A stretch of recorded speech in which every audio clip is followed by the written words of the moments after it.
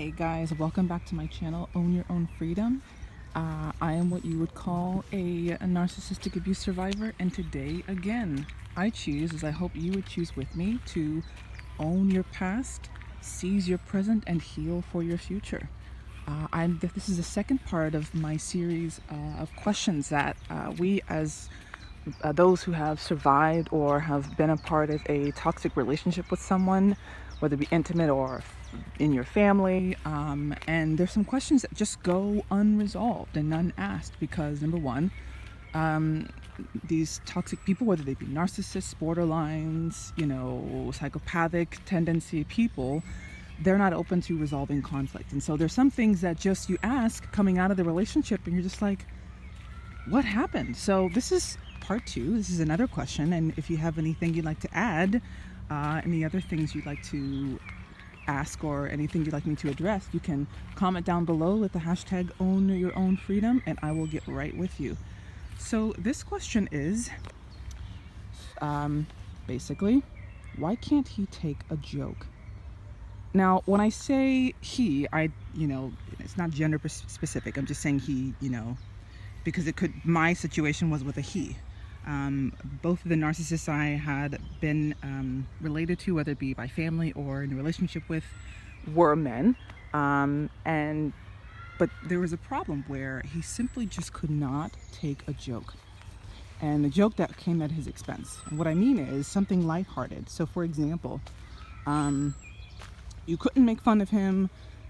I'll use my dad for an example. You couldn't make fun of him lightly for saying a corny joke, because then that would probably be an opportunity for him to crack a joke on you at your expense, and it wouldn't really be a joke, it would just be a criticism, and that never ended well. And then also my ex-narcissist that I broke up with recently, who sort of an antagonizing figure now in my life, I remember one time when we were first started dating, we were at a couple's house, a good friend of ours, and we were just having like a dinner, but he was sort of cooking the dinner, and he made a comment about how he was so tired, and oh, I'm so tired, I cook all the time, and I'm just I'm tired of cooking for people. And of course I found out that he never cooks. He doesn't even cook for himself because he can't. He's pathetic. He just wanted it to look like he is someone who does things of service and always complaining because, everybody should be serving him, blah, blah, blah. But I made a comment during that time. I was like, you know what? Women, we cook, and we're mothers, and we cook all the time for our families for years and years and years, decades even. And we never really complain. But the one time a man wants to cook, and it was a joke. It's a joke. I'm not like, super pro-woman or anything, but the one time, this is what I was saying, the one time a man cooks, it's torture. I don't want to do this anymore. It's hard work. And of course he didn't laugh, but everybody else around him laughed because I'm a funny person. And we were with, a couple that we know really well and a couple of other friends that came to the dinner to see him cook his native food from his native country with the help of his mother, of course, because he can't cook. And with the help of one of the guys that was there that we know very well. So it only looked like he was the one doing it, but really everybody else was doing the labor, and he was taking credit for it. But basically he was so he sort of shut down. I mean, he said back to me, "Oh, do you want to be in the kitchen your whole life? Like, is that what you want? Is that what women want?" And it was so sour. It was like, you can't take a joke about something so pathetic as in cooking. Like, everybody cooks.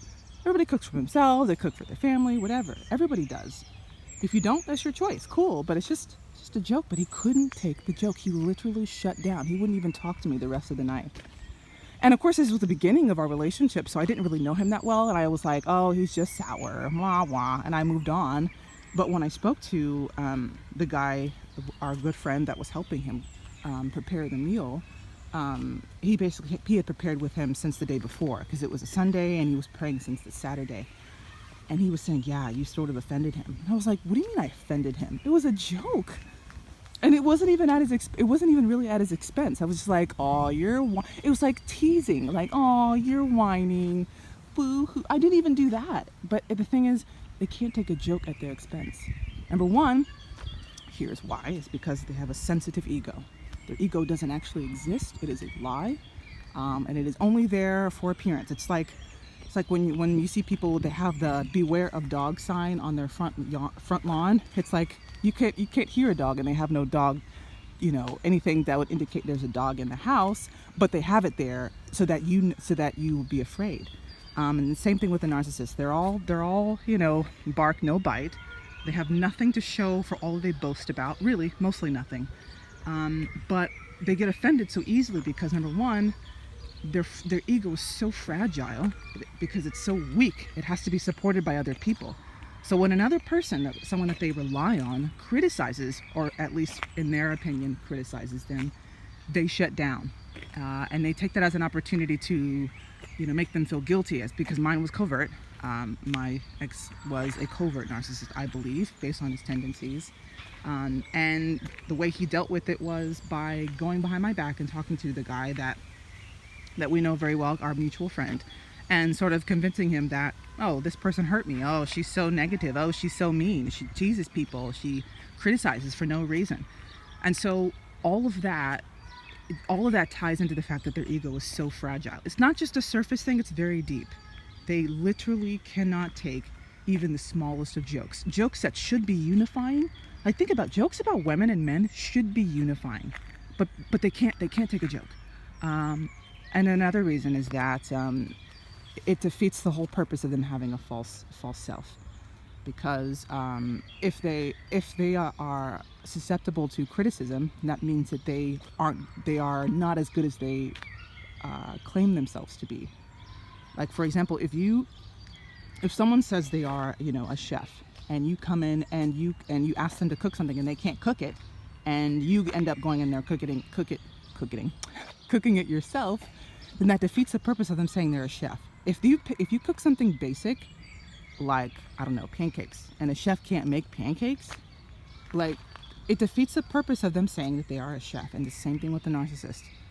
They have a false self that is basically their signal to the world that they're valuable, but you coming in and having anything to say to the contrary, even in a lighthearted way, defeats the purpose of them even saying it. And so they have to lash out. They have to be ugly.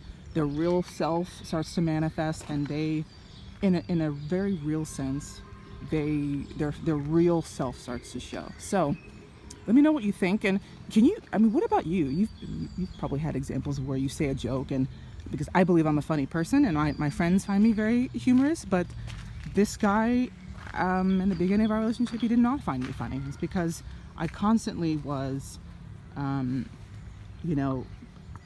jokes, there has to be truth in jokes. Jokes aren't like made up. They come with a little bit of truth and a little bit of sting. And that's what makes things funny. But he can't take that. He can't acknowledge that he's not perfect, because perfect people aren't funny. Perfect people are annoying. But unperfect people are hilarious because they understand what reality is. Oh, for another example, because he's French now. He's a French citizen, and because I'm American, I pay attention to American politics. And he said something about American politics, and I corrected him. I was like, that's actually not true. It doesn't exist. Something that he said that actually a lot of people in the States believe for some reason.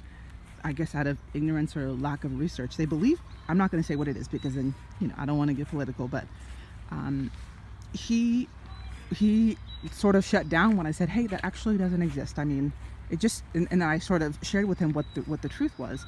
But then when we came into a conversation with someone else, he repeated the same thing that I corrected him on. Like, he just wouldn't accept that he was wrong. And I said to him again, but in a sweet way, I'm like, that doesn't exist. I told you about this, remember? Still, the same reaction. He shut down. He could not accept that he was wrong in any way. So leave a comment down below with the hashtag #OwnYourOwnFreedom, and I will see you on the next one.